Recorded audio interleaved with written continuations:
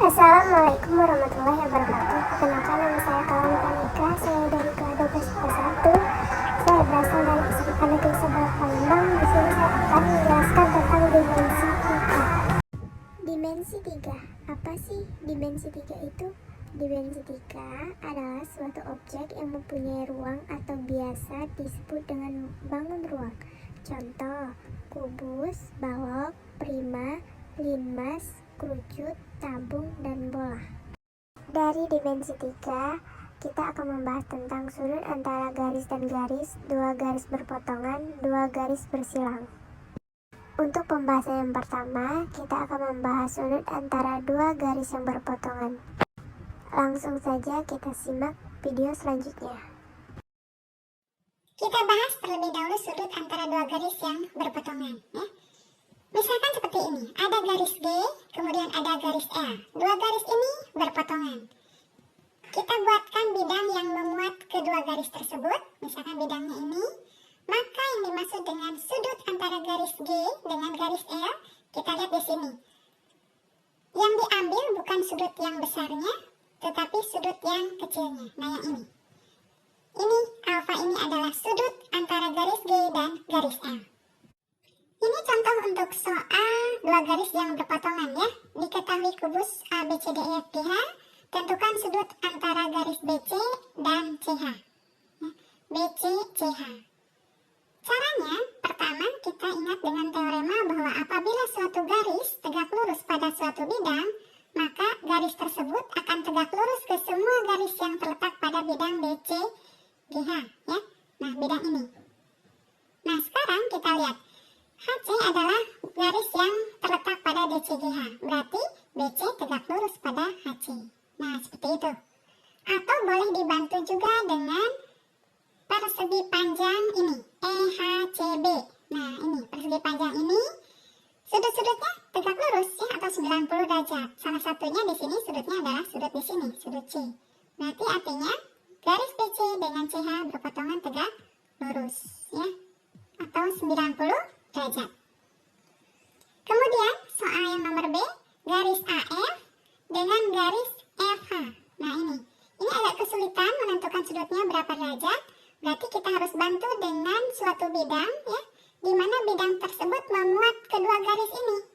Bidang tersebut adalah bidang AFH, ya. Kita lihat bidang AFH. Segitiga sama sisi. Mengapa? Karena sisi-sisinya adalah merupakan diagonal bidang kubus. Jadi panjangnya sama. Kalau segitiga sama sisi, ya, berarti sudut-sudutnya sebesar 60 derajat. Kita lanjutkan ke menentukan sudut antara dua garis yang bersilangan. Bersilangan ini artinya tidak sejajar dan tidak berpotongan. Contohnya seperti ini. Ada garis G, kemudian ada garis L, ya. G dan L bersilangan. Pertama kita buatkan bidang, ya. Bidang yang memuat G, kemudian sejajar dengan L, ya. Bidang yang memuat G sejajar dengan L, kemudian tarik atau geser garis L, sehingga L memotong garis G, dan garis L terletak pada bidang. Kita misalkan ini adalah L aksen, jadi hasil pergeseran dari garis L. Maka yang dimaksud dengan sudut antara garis G dengan garis L atau yang bersilangan tadi adalah sudut antara garis G dengan garis L aksen, ya, yaitu sudutnya di sini. Jadi intinya sudut antara dua garis yang bersilangan itu dapat ditentukan dengan menggeser salah satu garis sehingga kedua garis berpotongan dan sebidang. Contohnya di sini nomor 1, diketahui kubus ABCDEFGH, tentukan sudut antara garis ED dengan GB. Nah, itu, ya. Ini jelas bersilangan karena tidak sejajar dan tidak berpotongan. Nah, sekarang cara menentukan sudutnya adalah tarik salah satu garis atau geser salah satu garis sehingga memotong garis lainnya. Dan hati-hati menggesernya jangan sampai merubah kemiringan garis tersebut. Jadi harus sejajar, ya. Nah, contohnya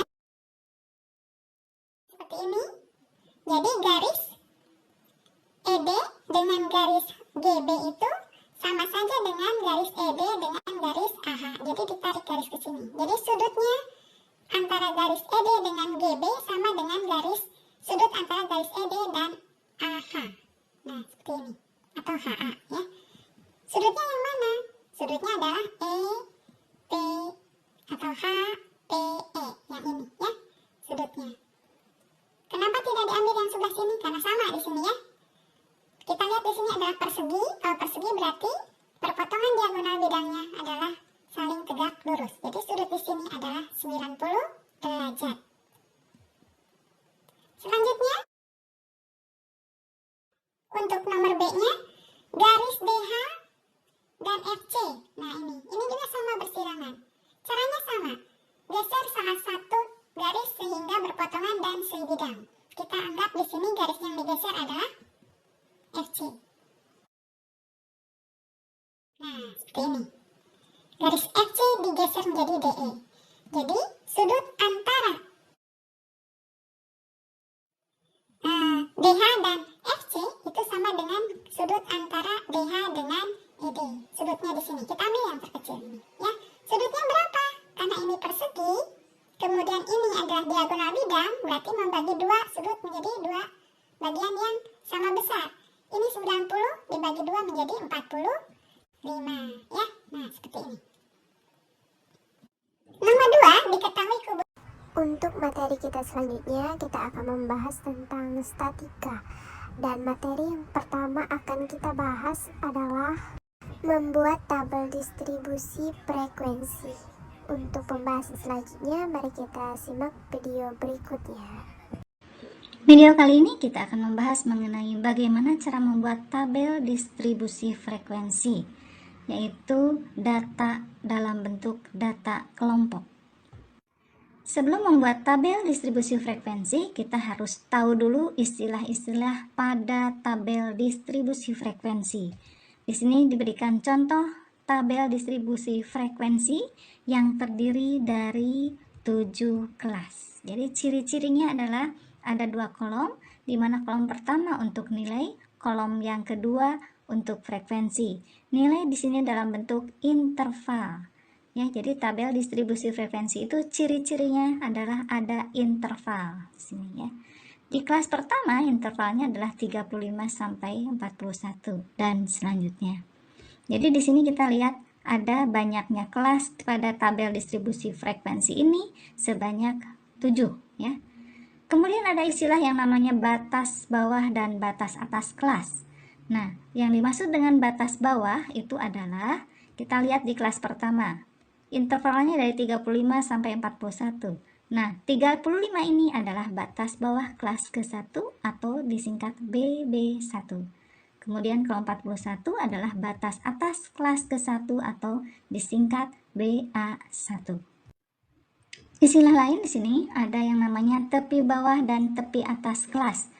Nah, rumusnya seperti ini. Tepi bawah kelas didapat dari batas bawah dikurangi 0,5. Tapi kalau tepi atas kelas, batas atasnya yang ditambah 0,5. Jadi jangan sampai terbalik ya. Kalau tepi bawah dikurang, kalau tepi atas ditambah. Contohnya di sini tepi bawah kelas ke-1 nilainya adalah 34,5. Itu didapat dari batas bawah kelas ke-1 yaitu 35 dikurang 0,5. Jadi hasilnya 34,5. Selanjutnya, tepi bawah kelas kedua itu adalah 42 dikurangi 0,5 didapat 41,5. Dan selanjutnya untuk tepi kelas ketiga adalah 49 dikurangi 0,5 48,5. Selanjutnya bagaimana dengan tepi atas? Ingat, tepi atas harus ditambah 0,5. Berarti kelas ke-1 adalah 41. Jadi tepi atas itu didapat dari batas atas kelas 41 ditambah 0,5 berarti 41,5. Kelas kedua berarti 48,5 dan kelas ketiga 55,5. Kita lanjutkan sekarang bagaimana kalau tepi bawah kelas ke-6 hasilnya berapa? Kelas ke-6 berarti di sini tepi bawahnya 70 dikurangi 0,5 berarti 69,5. Kemudian bagaimana dengan tepi bawah kelas ke-7? Kelas ke-7 ini, batas bawahnya 77 dikurangi 0,5 berarti 76,5. Dan selanjutnya, silakan tentukan dulu ini tepi atas kelas ke-5 hasilnya berapa? Ya, hasilnya adalah 69,5. Tepi atas kelas ke-6 hasilnya berapa? 76,5. Dan selanjutnya, nah kemudian bisa kita simpulkan bahwa tepi bawah kelas keempat itu sama dengan tepi atas kelas keberapa? Kita lihat di sini. Tepi bawah kelas keempat ini 56 dikurangi 0,5, hasilnya adalah 55,5. Itu sama dengan tepi atas kelas ketiga, yaitu sama 55 ditambah 0,5, nilainya sama yaitu 55,5. Jadi tepi bawah kelas keempat itu sama dengan tepi atas kelas ketiga. Dengan cara yang sama, tepi atas kelas kedua berarti ini sama dengan tepi bawah kelas ketiga, gitu ya. Setelah kita tahu yang namanya tepi bawah dan tepi atas, maka kita dapat menentukan posisi data terletak di kelas keberapa ya. Contohnya di sini, data pada interval kelas ke-1 itu termasuk data di mana batasnya dari tepi bawah sampai tepi atas kelas ke-1. Berarti datanya dimulai dari 34,5, yaitu 34,5 ini merupakan tepi bawah kelas ke-1 ya. Terus ya sampai tepi atas kelas ke-1 41,5.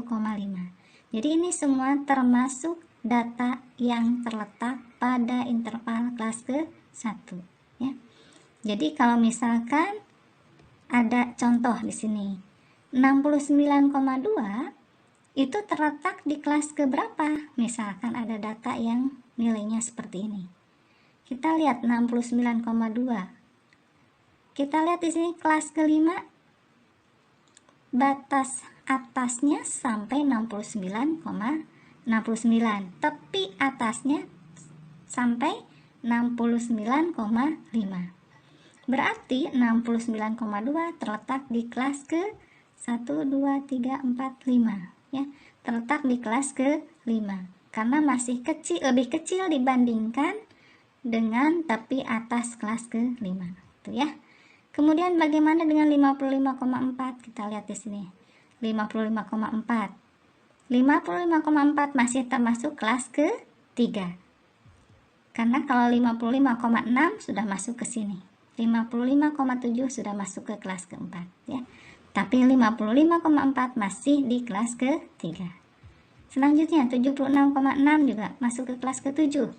Mengapa? Karena 76,5 adalah batas antara kelas ke-6 dan kelas ke-7. 76,6 itu lebih besar daripada tepi atas kelas ke-6, berarti sudah masuk ke kelas ke-7. 58,6 terletak di kelas keberapa?